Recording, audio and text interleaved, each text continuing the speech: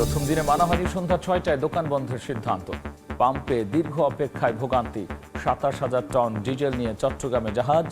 জ্বালানি নিরাপত্তায় ছাড় দেবে না সরকার। জুলাই সনদ অক্ষরে অক্ষরে বাস্তবায়ন করবে বিএনপি, জানালেন চিফ হুইপ। গণভোটের রায় মেনে না নিলে সরকারের বিরুদ্ধে রাজপথে থাকার হুঁশিয়ারি বিরোধী দলের। দেশে আনা হলো মধ্যপ্রাচ্যে সংঘাতে নিহত বাংলাদেশি তারেকের মরদেহ। বিমানবন্দরে লাশ গ্রহণ করলেন 3 মন্ত্রী প্রতিমন্ত্রী।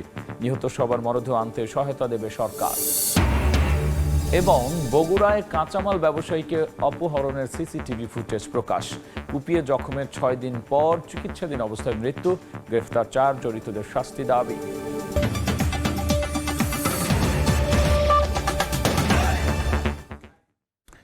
জনপদের সময় সঙ্গে আছি আমি গোলাম রাব্বি। জ্বালানি সাশ্রয়ে সরকারি সিদ্ধান্ত অনুযায়ী সন্ধ্যা 6টায় মার্কেট দোকানপাট বন্ধ হওয়ার কথা থাকলেও আগের মতোই চলছে রাজধানীর অধিকাংশ মার্কেট ও দোকানপাট। মালিক সমিতি থেকে কোনো নির্দেশনা পাননি বলে জানিয়েছেন ব্যবসায়ীরা। ক্রেতা সমাগম থাকায় সন্ধ্যার পর মার্কেটের সব লাইট জ্বালিয়ে চলে জমজমাট বেচাকেনা। পহেলা বৈশাখ বিবেচনায় মার্কেট বন্ধের সময় রাত 8টা করার দাবি জানিয়েছেন অনেক ব্যবসায়ী। জ্বালানি সাশ্রয়ে সরকারের সিদ্ধান্ত ইতিবাচক জানিয়ে সন্ধ্যা 6টার মধ্যে মার্কেট বন্ধ হলে কেনাকাটার জন্য আগে ভাগেই মার্কেটে আসার কথা জানান ক্রেতারা। এদিকে ছুটির দিনেও রাজধানীর ফিলিং স্টেশনগুলোতে দীর্ঘ লাইন। 12 থেকে 13 ঘন্টা অপেক্ষার পর জ্বালানি তেল পান অনেকে। বাইক ও গাড়ি চালকদের অভিযোগ, অধিকাংশ পাম্প বন্ধ থাকায় অসহনীয় পর্যায়ে ঠেকেছে দুর্ভোগ। ফিলিং স্টেশন কর্তৃপক্ষ বলছে, চাহিদা অনুযায়ী তেল না পাওয়ায় জটিলতা বাড়ছে। বাইক রাইড শেয়ারিং করেই চলেন মোহাম্মদ সুমন। বৃহস্পতিবার রাত 10টায় তেল নিতে এসে শুক্রবার বেলা গড়িয়েও পাননি তেলের দেখা। দীর্ঘ সময় লাইনে থাকায় হয়ে পড়েছেন অসুস্থ। সারা রাত এখানে যে আসছি, আসার পর পর্যন্ত না খাওয়া, যাইতে পারি না। যদি চলে যাই তাহলে সিরিয়াল চলে যাবে। সুমনের মতো একই অবস্থা রাজধানীর তেজগাঁওয়ের ট্রাস্ট ফিলিং স্টেশনে তেল নিতে আসা অধিকাংশ গ্রাহকের। আমি প্রায় 12 ঘন্টা ধরে এখানে ওয়েট করছি। এই সরকারকে ব্যর্থ করার চেষ্টায় তারা তেলের একটা এমন ঘাটতি ফেলতেছে যাতে সমস্ত মানুষ এইভাবে ভোগান্তিতে পড়ে যায়। তবে ফিলিং স্টেশন কর্তৃপক্ষের দাবি, চাহিদা অনুযায়ী ডিপো থেকে মিলছে না জ্বালানি তেল। পরিস্থিতির পরিবর্তন না হলে আবারও রেশনিং পদ্ধতিতে ফিরতে হতে পারে, আছে এমন আলোচনাও। গত কয়েকদিন ধরে 40,500 লিটার অকটেন আমরা পেতাম, আজকে পেয়েছি মাত্র 31,500 লিটার। তো 31,500 লিটারে I am afraid how long we will be able to continue. সরকার বলছে পর্যাপ্ত জ্বালানি তেল আছে, সরবরাহ স্বাভাবিক রাখতে চলছে কঠোর নজরদারিও। কিন্তু কোনো পরিবর্তন নেই ফিলিং স্টেশনগুলোর ভোগান্তির চিত্রে। ক্রমাগত অস্বাভাবিক হয়ে উঠছে পরিস্থিতি। সবার প্রশ্ন এখন একটাই, এই ভোগান্তির শেষ কোথায়? ওয়ালিউল সাকিব, সময় সংবাদ, ঢাকা। অর্থনীতি স্থিতিশীল থাকা পর্যন্ত সরকার জ্বালানি তেলের দাম বাড়াবে না বলে বানিয়েছেন বাণিজ্য মন্ত্রী খন্দকার আব্দুল মুক্তাদির। বিকেলে সিলেটে ব্যবসায়ীদের সঙ্গে মতবিনিময় শেষে সাংবাদিকদের এই কথা জানান মন্ত্রী। এ সময় জ্বালানি সংকটের কারণে দেশে শিল্প উৎপাদন কমার কোনো সুযোগ নেই বলেও মন্তব্য করেছেন তিনি। যেখানে তেল আমদানি করতে হয় না, তেল নিজেদেরই তেল, সেখানে মূল্য যেটি $3 নিচে ছিল গ্যালন, সেটি $4 ছাড়িয়ে গিয়েছে বিভিন্ন স্টেটে, কোনো স্টেটে $5 হয়েছে। বাংলাদেশ একটা দরিদ্র রাষ্ট্র, তার আর্থিক সক্ষমতা অত্যন্ত সীমিত, সংকীর্ণ। যে ক্রুড অয়েলের মূল্য ছিল কিছুদিন আগে $55-60, সেটা $116 যাওয়ার পরেও এই মানুষের পছন্দের সরকারটি এখন পর্যন্ত আগের মূল্য ধরে রেখেছে। উদ্দেশ্য একটাই, এই মূল্য বৃদ্ধির কারণে যেন মানুষ কষ্ট না পায় সেজন্য। জ্বালানি নিরাপত্তা নিশ্চিতে সরকার কোনো ছাড় দেবে না বলে মন্তব্য করেছেন অর্থমন্ত্রী আমির খসরু মাহমুদ চৌধুরী। চট্টগ্রামে এক অনুষ্ঠান শেষে তিনি সাংবাদিকদের বলেন, বৈশ্বিক সংকট চললেও দেশের মানুষের কথা চিন্তা করে বিভিন্ন উৎস থেকে জ্বালানি সংগ্রহ অব্যাহত রয়েছে। জ্বালানির মূল্য নিয়ে খারাপ হয়েছে, এটা আমরা সিদ্ধান্ত নিতে যাচ্ছি সহসা। এই সংকট বাংলাদেশের একার নয়, কারণ আমরা জ্বালানির নিরাপত্তার উপর কোনো ধরনের কম্প্রোমাইজ করতে পারবো না। প্রতিনিয়ত যে হারে আমাদেরকে উচ্চ হারে কিনতে হচ্ছে, এটা আমাদের সার্বিক বাজেট বলেন, দেশের উন্নয়ন কর্মকাণ্ড বলেন, আমাদের এই সাধারণ মানুষের যে আমরা বিভিন্নভাবে সামাজিকভাবে সহায়তা করার যে আমরা ওয়াদাগুলো করেছি, এগুলোর উপর ইম্প্যাক্ট আসবে। সিঙ্গাপুর থেকে ২৭,৩০০ টন ডিজেল নিয়ে চট্টগ্রাম বন্দরে ভিড়েছে একটি জাহাজ। দুপুরে জাহাজটি বন্দরের ডলফিন জেটিতে আনা হয়। এছাড়াও বন্দরের জলসীমায় পৌঁছেছে এলএনজি ও এলপিজি বাহী দুটি জাহাজ। রাতে মালয়েশিয়া থেকে আসবে আরও একটি ডিজেলবাহী জাহাজ। দেশে চলমান জ্বালানি সংকটের মধ্যে সিঙ্গাপুর থেকে ২৭,৩০০ টন ডিজেল নিয়ে চট্টগ্রাম বন্দরে শুক্রবার ভিড়েছে এমটি ইউয়ান জিয়াংহে। বন্দরের ডলফিন অয়েল জেটি ৬-এ নোঙর করে জাহাজটি। এছাড়া রাতে মালয়েশিয়া থেকে ৩৪,০০০ টন ডিজেল নিয়ে সাং গ্যাং ফা জিয়ান নামে আরেকটি জাহাজ চট্টগ্রাম বন্দরে পৌঁছানোর শিডিউল রয়েছে। এদিকে এলএনজি এলপিজি বাহী দুইটি জাহাজও পৌঁছেছে চট্টগ্রাম বন্দর জলসীমানায়। কুতুবদিয়া ও মহেশখালী সমুদ্র সীমানায় চলছে খালাসের প্রক্রিয়া। বৈশ্বিক সংকট শুরু হওয়ার পর থেকে আজকে পর্যন্ত চট্টগ্রাম বন্দরে টোটাল ৪২টা জাহাজ এসেছে, তার ভিতরে ৩৭টা জাহাজ এখান থেকে চলে গেছে। আগামীকালকে আরেকটা জাহাজ আসার আমাদের শিডিউল রয়েছে।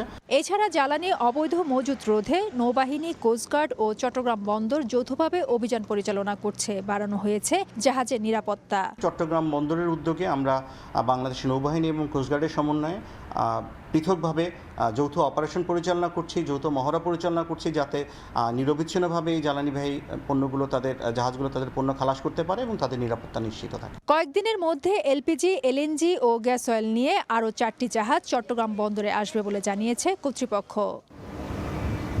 ফেরদৌস লিপি, সময় সংবাদ, চট্টগ্রাম। জনপদের সময় আরও থাকছে। সিরাজগঞ্জে নিয়ন্ত্রণ হারিয়ে সেতুর ডিভাইডারের সঙ্গে ধাক্কায় দুমড়ে মুচড়ে গেল বাস। প্রাণ গেল 3 জনের, আহত অন্তত 10।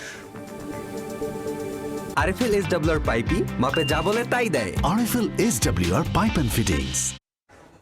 বিএনপি জুলাই সনদ অক্ষরে অক্ষরে বাস্তবায়ন করবে বলে জানিয়েছেন চিফ হুইপ নুরুল ইসলাম মনি। জাতীয় প্রেস ক্লাবে জাতীয়তাবাদী সাংস্কৃতিক দলের আলোচনা সভায় তিনি বলেছেন, সনদই লেখা আছে যারা সরকারে আসবে তাদের মতোই করে হবে বাস্তবায়ন। আর ঢাকা দক্ষিণের প্রশাসক আব্দুল সালাম বলেছেন, আওয়ামী লীগ ও জামাত একই পথে হেঁটেছে।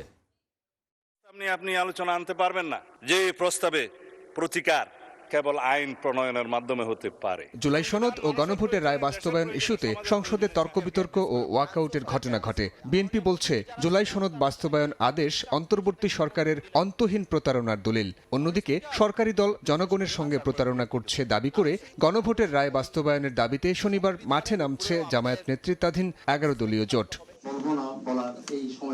শুক্রবার সকালে জাতীয় প্রেস ক্লাবে বাংলাদেশ জাতীয়তাবাদী সাংস্কৃতিক দলের এক আলোচনা সভায় চিফ হুইপ নুরুল ইসলাম মনি বলেন, জুলাই সনদের পক্ষে বিএনপি। সনদে উল্লেখিত শর্ত অনুযায়ী তা বাস্তবায়ন করা হবে। প্রাধান্য দিতে হবে জুলাই সনদে থাকা রাজনৈতিক দলগুলোর ভিন্ন মতকেও। যে দল এই জুলাই সনদের সব মিলিয়ে কথা হলো সবকিছু সরকারে বসবে, তাদের তারাই এইটা বাস্তবায়ন করবে যারা বসবে। একই অনুষ্ঠানে ঢাকা দক্ষিণ সিটি কর্পোরেশনের প্রশাসক আব্দুল সালাম বলেন, রাজনৈতিকভাবেই জামায়াতকে মোকাবিলা করবে বিএনপি। এই বিএনপিকে, এই পার্লামেন্টকে, এই সরকারকে তারা বিভিন্নভাবে চেষ্টা করছে খাটো করার জন্য। আওয়ামী লীগ পাকিস্তানের প্রধানমন্ত্রী হতে চেয়েছে আর জামাত পাকিস্তানকে টিকিয়ে রাখতে চেয়েছে। তা পার্থক্যটা কোথায়? সেই কারণে আওয়ামী লীগও যে পথে হেঁটেছেন, আজকে জামাতও কিন্তু সে একই পথের নাবিক। ভঙ্গুর অর্থনীতিকে সামনের দিকে এগিয়ে নিতে কাজ করছে সরকার। এই যাত্রায় কোনো অপশক্তিকে বাধা হয়ে সামনে দাঁড়াতে দেয়া হবে না বলেও মন্তব্য করেন বক্তারা। যুদ্ধের পরে আমরা অনেক আন্দোলন করেছি। সাইফুল রুদ্র, সময় সংবাদ, ঢাকা। গণভোটের রায় মেনে নিতে সরকারের প্রতি আহ্বান জানিয়ে জামাত আমির ও বিরোধী দলীয় নেতা ডাক্তার শফিকুর রহমান বলেছেন, জনগণের রায়কে অস্বীকার করাই হচ্ছে ফ্যাসিবাদের সূচনা। বিকেলে কেরানীগঞ্জে দলের স্থানীয় নেতাদের সঙ্গে এক বৈঠকে প্রধান অতিথির বক্তব্যে এই মন্তব্য করেছেন তিনি। এ সময় ডাক্তার শফিকুর রহমান বলেছেন, জনগণের স্বার্থ রক্ষায় সংসদে ভূমিকা রাখার পাশাপাশি শনিবার থেকে রাজপথে নামছে 11 দলীয় ঐক্য। জ্বালানি ব্যবস্থাপনা হাম সংক্রমণ নিয়ে সরকারের বিরুদ্ধে উদাসীনতার অভিযোগ তুলে এর সমালোচনা করেছেন জামাত আমির।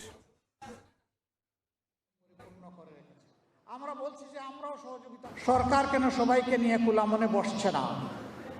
বাস্তব অবস্থা কেন তুলে ধরছে না? আমরা সবাই এই সংকট নিরসনের অংশীদার হতে চাই। আমরা তো সংকট তৈরি করতে চাই না। আপনি 68 ভাগ জনগণের মতামতকে উপেক্ষা করছেন আর 51 ভাগের কথা বলছেন। এর নাম গণতন্ত্র? যদি গণতন্ত্রে আমরা সবাই বিশ্বাসী হই, আসুন গণভোটে আমরা সবাই এক হয়ে যাই। ক্ষেপণাস্ত্রের ধ্বংসাবশেষ পড়ে বাহরাইনে নিহত বাংলাদেশি SM তারেকের মরদেহ দেশে এসে পৌঁছেছে। সন্ধ্যায় গালফ এয়ারের একটি ফ্লাইটে মরদেহ শাহজালাল আন্তর্জাতিক বিমানবন্দরে পৌঁছায়। বিমানবন্দরে উপস্থিত হন প্রবাসী কল্যাণ ও বৈদেশিক কর্মসংস্থান মন্ত্রী এবং প্রতিমন্ত্রী। এছাড়াও ছিলেন পররাষ্ট্র প্রতিমন্ত্রীও।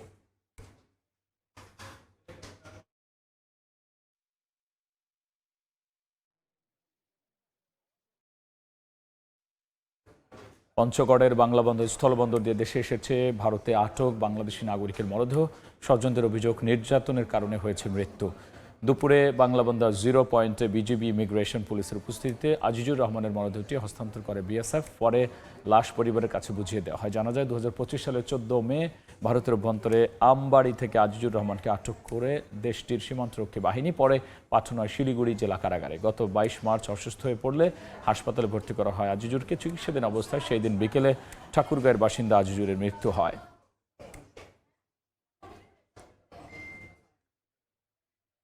বগুড়ায় বাজার সমিতি নির্বাচনে প্রার্থী হওয়ায় কাঁচামাল ব্যবসায়ীকে প্রকাশ্যে তুলে নিয়ে হাত পায়ের রক কেটে হত্যার অভিযোগ উঠেছে। সিসিটিভি ফুটেজে ধরা পড়েছে অপহরণের এই বিষয়টি। এই ঘটনায় 4 জনকে গ্রেফতার করা হয়েছে। সিসিটিভি ফুটেজে দেখা যায় বগুড়া ফতে আলী বাজার সমিতি নির্বাচন চলাকালে বেলা 11:30টার দিকে বর্তমান সাধারণ সম্পাদক ও আবারও ওই পদের প্রার্থী আলাল শেখকে একদল যুবক টেনে হিঁচড়ে বাজারের ভেতর থেকে বের করে আনছেন। ঘটনাটি গত 28 মার্চের।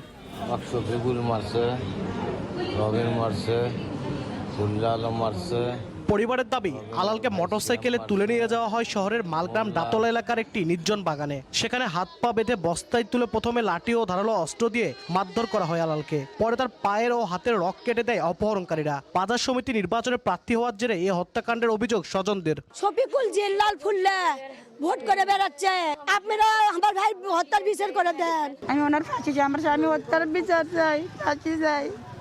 আমার একটা সন্তান যেতে মরে যায়, আমার বিধবা করে দিয়েছে।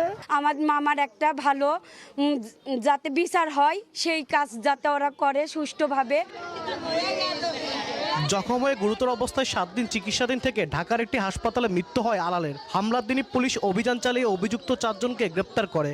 আইনগত যে প্রসেসগুলো আছে আমরা সবগুলো মেনটেন করব এবং ঘটনার সাথে যারা জড়িত আছে তাদেরকে আইনের আওতায় নিয়ে এসে বিচারের মুখোমুখি করব। এ ঘটনায় নিহতের বাবা সিদ্দিকুর রহমান 28 জনকে আসামি করে মামলা করেন। আলাল শহর যুবলীগের সাবেক যুগ্ম সাধারণ সম্পাদক ছিলেন। আব্দুল আউয়াল, সময় সংবাদ, বগুড়া। ভয়ের আতঙ্কের জনপদে এখন স্বস্তির নিঃশ্বাস। স্বাভাবিক জীবনযাপনে ফিরছে স্থানীয়রা। নিরাপত্তা ও নানা সুযোগ সুবিধা নিশ্চিতে সরকারের পক্ষ থেকে নেওয়া হচ্ছে নানা প্রকল্প। জঙ্গল সলিমপুর ঘুরে এসে নূরজামাল আতিকের ক্যামেরায় শফিকুল আলমের রিপোর্ট। বাহির থেকে সাদামাটা মনে হলেও বাড়ির ভেতরে আভিজাত্যের ছোঁয়া। গভীর জঙ্গলে অপরূপ দোতলা বাংলো, সুদৃশ্য বাগান ও সুইমিং পুল। সন্ত্রাসীদের বিলাসী জীবনযাপনের এমন দৃশ্য সামনে আসে আতঙ্কের জনপদ চট্টগ্রামের জঙ্গল সলিমপুরে প্রশাসন নিয়ন্ত্রণের পর। কিছুদিন আগেও ভয়ের জনপদ ছিল এটি। প্রবেশপথে সন্ত্রাসীদের সশস্ত্র পাহারা, ঢুকতে গেলে বিশেষ পরিচয়পত্র। সেই ভয়ঙ্কর জঙ্গলে গত 9 মার্চ 4000-এর বেশি আইনশৃঙ্খলা বাহিনীর অভিযানে পাল্টে যায় দৃশ্যপট। এখানে কোনো ব্যক্তি বা গোষ্ঠী, কোনো সন্ত্রাসী বাহিনী, এটা কে আসলো এটা ইম্পর্টেন্ট না। এখানে সন্ত্রাস দমন আমাদের উদ্দেশ্য। স্থানীয়দের নিরাপত্তা ও স্বাভাবিক জীবনযাপন নিশ্চিতে সার্বক্ষণিক টহলে আইনশৃঙ্খলা বাহিনী। আলীনগর ইয়াসিন যে ছিল সে একটা সন্ত্রাস ছিল, তার তাণ্ডবে পুরা ছিন্নমূল জঙ্গল সলিমপুর খুব নির্যাতিত জনগণরা ছিল। আমি মনে করি যে প্রশাসনের লোক এখানে আছে না, আমাদের এখানে আমরা হেফাজতে আছি। অত্যন্ত সুন্দর একটা এলাকা, আপনারা দেখেছেন প্রাকৃতিকগত দিক থেকে। আমরা এই সৌন্দর্যটা ধরে রেখে মানুষগুলোকে সুন্দর করে আমরা তাদেরকে সুন্দর জীবনে ফিরিয়ে নিয়ে আসতে চাই। রাজনৈতিক ছত্রছায়ায় চট্টগ্রামের সীতাকুণ্ডের জঙ্গল সলিমপুরে 3000 একরের বেশি সরকারি খাস জমি দখলে নেয় কয়েকটি চক্র। দীর্ঘ 3 যুগ ধরে চলে পাহাড় কেটে কোটি কোটি টাকার প্লট বাণিজ্য। শফিকুল আলম, সময় সংবাদ, চট্টগ্রাম। চুয়াডাঙ্গায় দেশের সর্বোচ্চ তাপমাত্রা রেকর্ড করা হয়েছে 39.7 ডিগ্রি সেলসিয়াস। দুপুরে আবহাওয়া অফিসের পর্যবেক্ষক জাহিদুল হক এই তথ্য নিশ্চিত করেন। বৃহস্পতিবার এই তাপমাত্রা ছিল 38.5 ডিগ্রি সেলসিয়াস। একদিনের ব্যবধানে তাপমাত্রা বৃদ্ধি পেয়েছে 1.2 ডিগ্রি সেলসিয়াস, যা এ মৌসুমে দেশের সর্বোচ্চ তাপমাত্রা। এদিকে মাঝারি তাপদাহের কারণে বিপর্যস্ত হয়ে পড়েছে জনজীবন। প্রয়োজন ছাড়া ঘরের বাইরে বের না হওয়ার পরামর্শ বিশেষজ্ঞদের।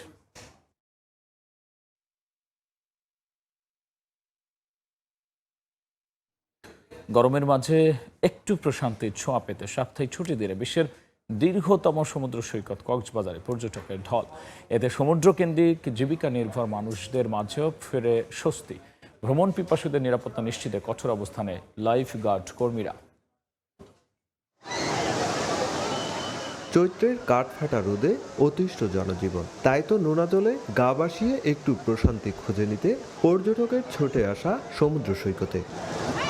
সাপ্তাহিক ছুটির দিন শুক্রবার বিশ্বের দীর্ঘতম সমুদ্র সৈকত কক্সবাজারে পর্যটকের ঢল নামে। সমুদ্র স্নান, টিউবে ভেসে থাকা আর জেটস্কিতে চড়ে সাগরে ঘুরে বেড়ান ভ্রমণ পিপাসুরা। কানায় কানায় পূর্ণ সাগর তীর জুড়ে আনন্দ উল্লাসে মাতোয়ারা সবাই। আমার মন বসে না শহরে, ইট পাথরের নগরে, তাই তো আইলাম সাগরে, তাই তো আইলাম সাগরে। আসলে এই আনন্দের সাথে কোনো কিছু তুলনা হয় না। ব্যবসা গরম কিংবা তীব্র গরম, এটা আসলে এই সমুদ্রে গা ভিজানোর কাছে আসলে কিছুই না। এতবারই আসা হয় আর কক্সবাজারে আসা হয় শুধুমাত্র দেখার জন্য। ভালোই লাগছে, ফ্যামিলি নিয়ে আসছি একটা ট্যুর দিতে। সৈকত পর্যটক মুখর থাকায় সমুদ্রকেন্দ্রিক জীবিকা নির্ভর ব্যবসায়ীদের মাঝে ফিরেছে স্বস্তি। ঈদের সময় যেরকম ছিল এখনো সেরকম আছে। ব্যবসা বাণিজ্য ঠিক আছে, মোটামুটি কাস্টমার ভালো আছে। পর্যটকদের নিরাপত্তা নিশ্চিতে 3 স্তরের ব্যবস্থা নিয়েছে লাইফগার্ড কর্মীরা। লাইফগার্ড সার্ভিস এটাকে আরো বেশি জোরদার করা হয়েছে। আমাদের লাইফগার্ডের পাশাপাশি নতুন আমরা ভলান্টিয়ার যারা আছে তাদেরকে আমরা এখন আমাদের কাজে লাগিয়েছি। সৈকতের পাশাপাশি মেরিন ড্রাইভ, হিমছড়ি, ইনানি ও পাতুয়ারটেক সৈকত এলাকাতেও প্রকৃতিপ্রেমীদের ব্যাপক আনাগোনা। সুজাউদ্দিন রুবেল, সময় সংবাদ, কক্সবাজার। জনপদের সময় শীর্ষ সংবাদ জানিয়ে দিচ্ছি আরও একবার। আমি আক্রান্ত হলে দেখা দিচ্ছে শ্বাসকষ্ট, নিউমোনিয়া। 6 মাসের কম বয়সীরাও সংক্রমিত। 24 ঘন্টায় আরও 3 শিশুর মৃত্যু। হাসপাতালে রোগীর চাপে বাড়ছে উদ্বেগ।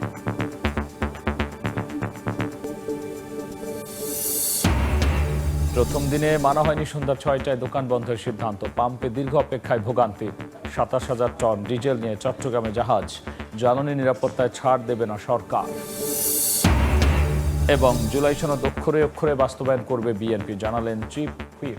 গণভোটের রায় মেনে না নিলে সরকারের বিরুদ্ধে রাজপথে থাকার হুঁশিয়ারি বিরোধী দলের।